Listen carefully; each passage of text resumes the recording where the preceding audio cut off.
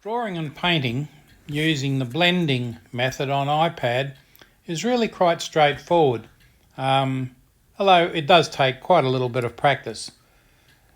Now I've got a couple that I've already done here. Let's have a look at the original, that one there, and it's purely grayscale, black and white if you like, but grayscale. That's more or less a finished article. Didn't take all that long. And this is one I'm currently working on. Let's move that down there and enlarge it a little bit. You want it big enough to see. That's made up of a couple of layers only. Let's go back there. We'll open that one up again. And that one's only one single layer. Now how do we start this? You can see that's 297. This one here is untitled. It's 297 by 210 millimeters. That's a sheet of A4 paper, and I haven't given it a title, although I should do, I guess. Makes it easy to find later on. So let's start this process off by creating a new document. Now we don't want a photo. We want probably print. That's A4, and you'll see it's 297 in height by 210 in width. Oops, and I actually knocked that down by 8. Oh, goodness me. 210. Don't want it anything different. But it's in portrait. We want it in landscape mode. So that changed it to 297 by 210. 300 dpi is fine, and it's in millimeters. Now this is purely digital. We won't be printing this, so you can leave the colour as RGB8. Don't make it CMYK unless you're going to print it. Okay, let's get our canvas up. Without further ado, now reduce that so it's within the boundaries of the toolbars around the side. And let's have a look at the colours. That's the first thing we need to look at. And you can see the grey sliders is already selected because that's what I was using last time. We don't want lab sliders with colours. We don't want the colour wheel. We want grey sliders because we're going to be working with various shades of grey. Now, to start with, you can see the white dot. Let's move that down so it's a fairly dark grey, and we'll select our brush. Now you've got painting brushes here, but what I prefer to use, you may have your own brushes, but somewhere here I've got a list of stuff. Let me see. Comics, Pebble Beach, brush sets, Frankenturn, watercolours, textures, engraving. I don't want light beams. I don't want lens flares. Evident concept art. There we go. If you're looking for these, Evident concept art has some really great brushes. And there's the first one I've used. And you can see where it says more down here. Oops. Evident art. Super soft brush. Let's go back. You can see the size. Now we don't want a 100% opacity. And you can see the circle in the middle. I'll start with about 59, but it's 900 pixels. Now what I want this to be is probably 3000 to start with. That's huge. Now let's start painting and see what happens. You can see the thing there, the grey sliders.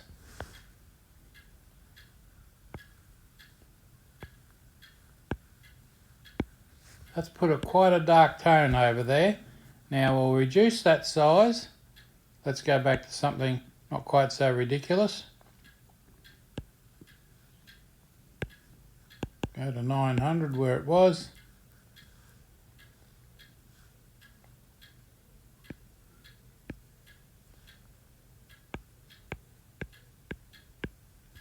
And you can see that I've put some grey background there already.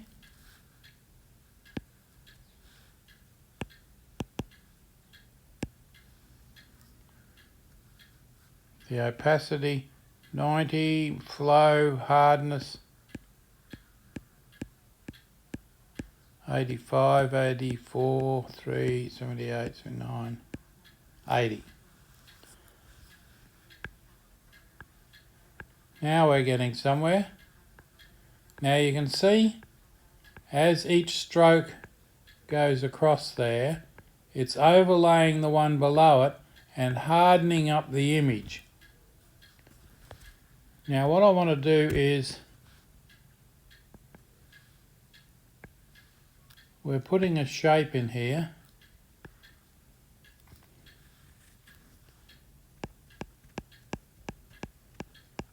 And you can see that I'm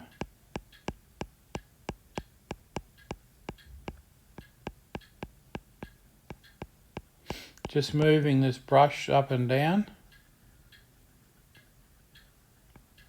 just like a paintbrush.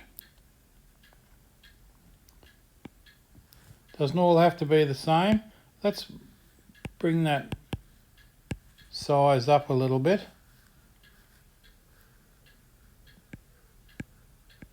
Reduce the opacity.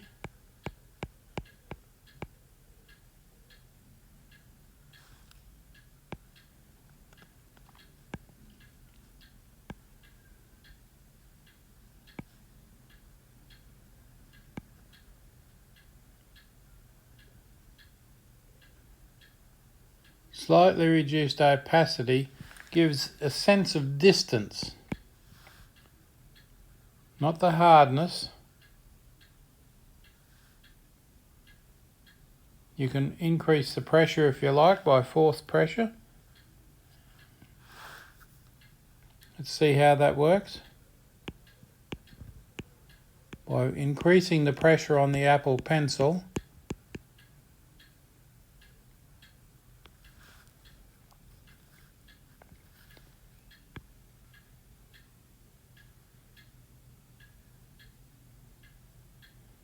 now this is purely freehand, and you're probably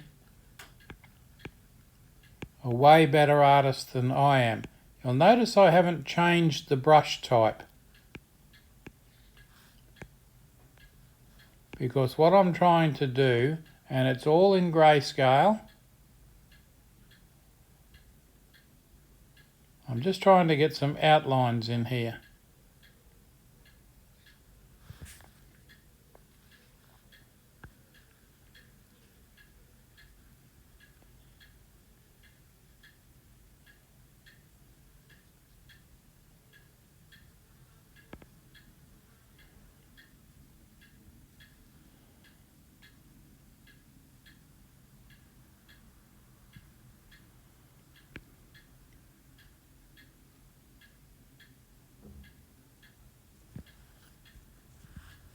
And you can see it taking shape. Let's have a look at the brushes.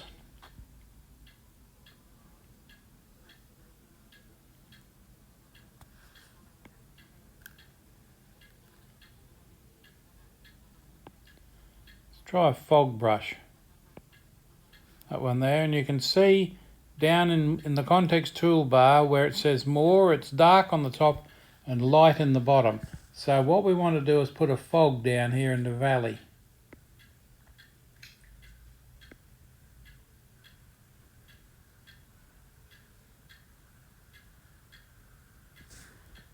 Is that too much? Let's open it up and have a look. It might be. So all you do is do the undo key. Let's change the brush. You can see, no, we don't want to do that. Cancel that. Let's just change the brush.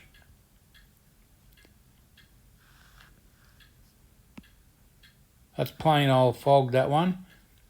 Fog 14. I've got a feeling that these brushes are too heavy duty.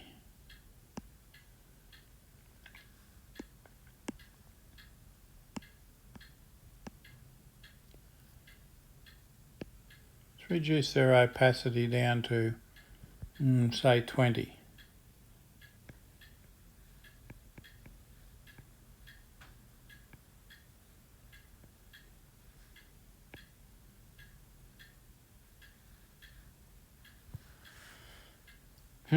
No, still no good. So you just undo those with the undo option.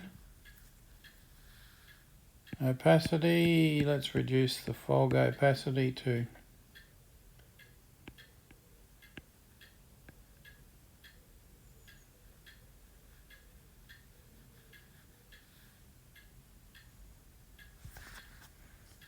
no, still not happy with that. It's not very effective fog. So let's change the brush.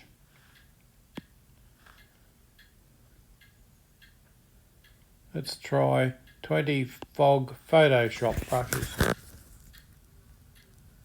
Try the second one there. Opacities 50. That's more like it.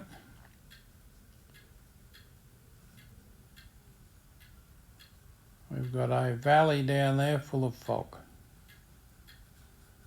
which is not much different than what we had before. Now we've got that dark patch there. Let's go back to the concept art. We don't want hard light, chalk brush. Maybe that one there. Oh no, that's a shaped brush. We don't want that one. We definitely don't want that one.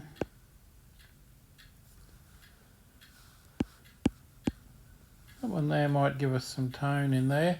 That you can see in more in the context toolbar. Now I can brush over that, and by brushing over it I've left the opacity at 100, and you can see it's blending into the colour below it.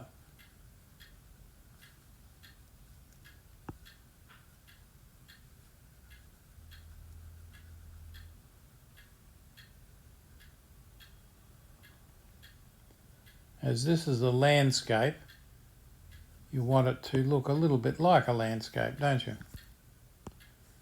Let's go back and find that one. That's quite dark.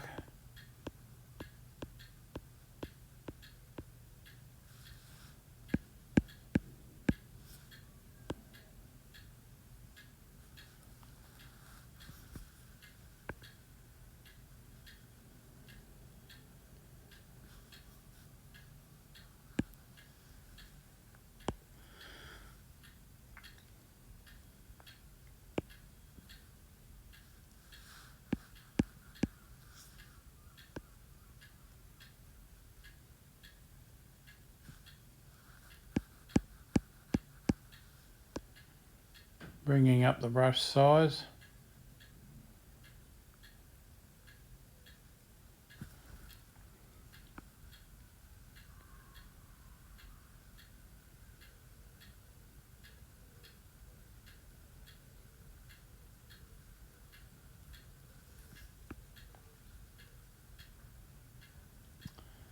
Now you can see this does take some time, but that's okay. Nobody ever drew anything in 5 minutes flat. Now what I want to do is put a structure right out there on that point so I know it's there. Now for this I'm going to need some basic hard lines.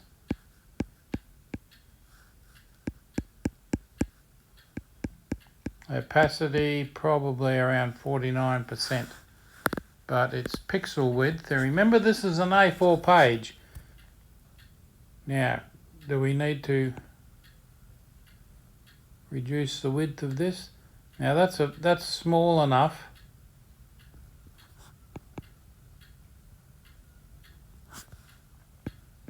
Bring your opacity up to 85.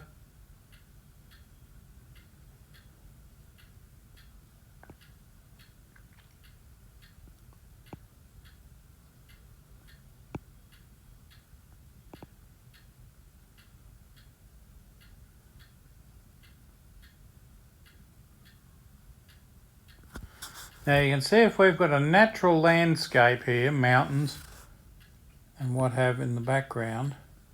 Now suddenly you've got straight lines appearing, because in nature straight lines are very uncommon. So what we have here immediately catches your eye.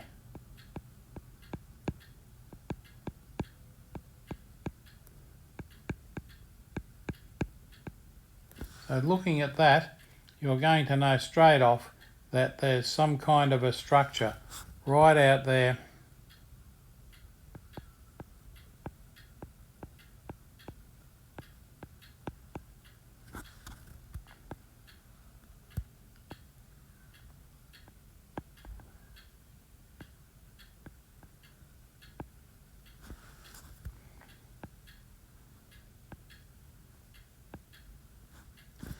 Now that theoretically is a flag.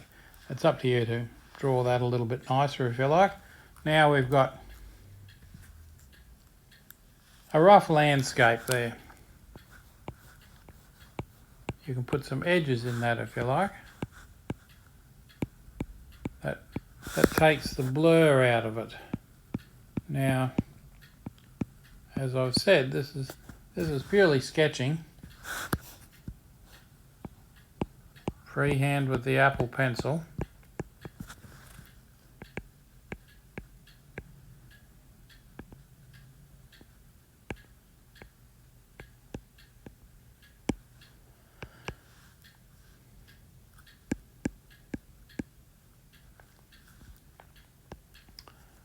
Find another brush. Well, that reminds me, you can see the grayscale is still there, so you can bring that up. The opacity is still 100% there. Let's find ourselves another brush. We don't want cross hatches or splatter. There's a cloud brush there. Let's see what a cloud brush looks like. Pick the first one. Now you can see in the context toolbar under more, there's a cloud. 663 pixels.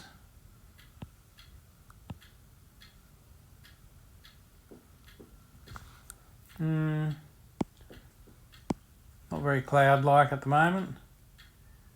Let's try cloud brushes.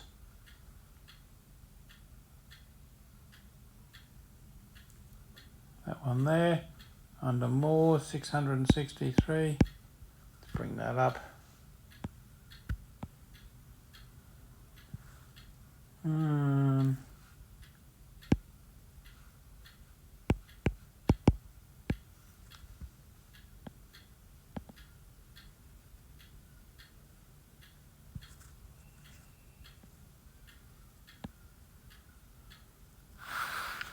That's kind of cloud-like. Let's experiment with these.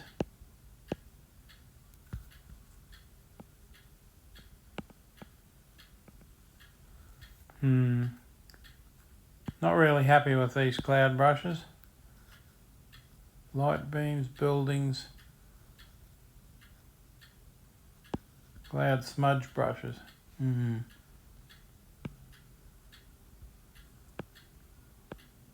No. So let's just step back and remove those. I know I've got cloud brushes that are quite usable, and that's obviously not them. It's under recent brushes. No. So I won't take up a lot of your time. I'm just trying to find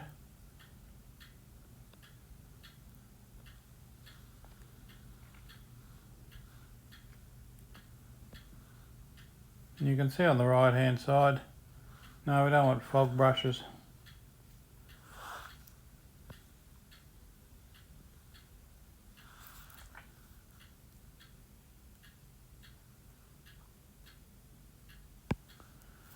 I had an idea that those cloud brushes by rows were quite good.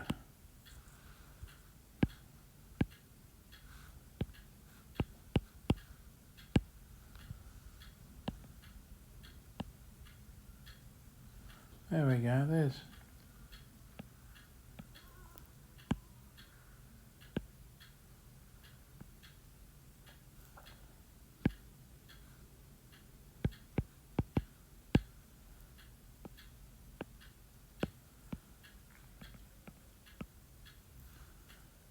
their opacity's 100%. Let's bring the opacity down.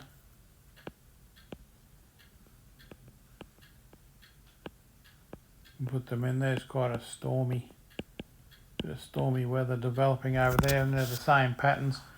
You can find your own cloud brushes, but you can see what I'm doing there. Obviously there's no colour, this is pure grayscale.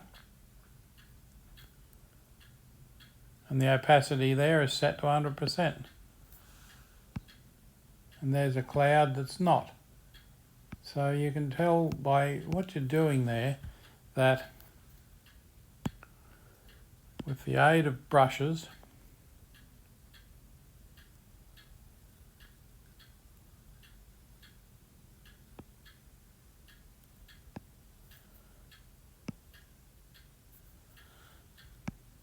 and there's a lightning flash. Used with lightning brushes.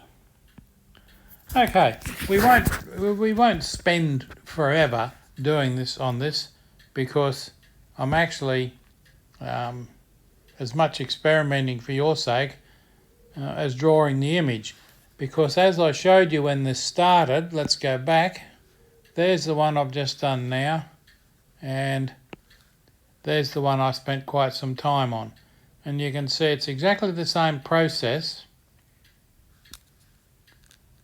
It's all on one layer, and it's all grayscale. 50% in that case, the last time I used that. So that's how you do it. It's not a case of using Affinity Photo only to develop photos and only to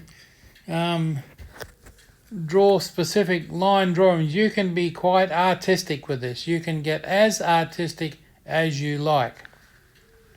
I've just used black and white there because it's interesting doing black and white images, doing grayscale images. Let me go back there, put this one up here, and change the colours. No, we don't want swatches. We don't want grey sliders. Let's go to the colour wheel and select orange. What are they? Orange or electric blue. And it'll be somewhere in there perhaps. Go back to the brushes, painting, watercolours, experimental, Frankenturn, comics, halftones, and lightning.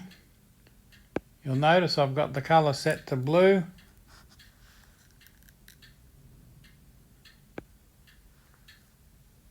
'87 is far too small, and you can see in more that type of lightning. Let's bring it up a little bit so we can quite clearly see it. In the big heavy cloud,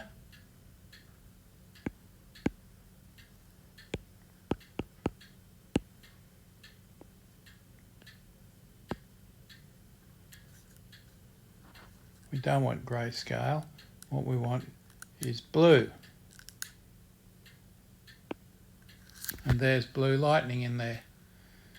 That's purely experimental. If we don't like it, undo it. Undo the one previous to it. Undo anything in there by stepping backwards. And that's all there is to it. So go on from there and enjoy your experiments with painting in grayscale. And that's purely freehand. Okay, thanks very much for watching.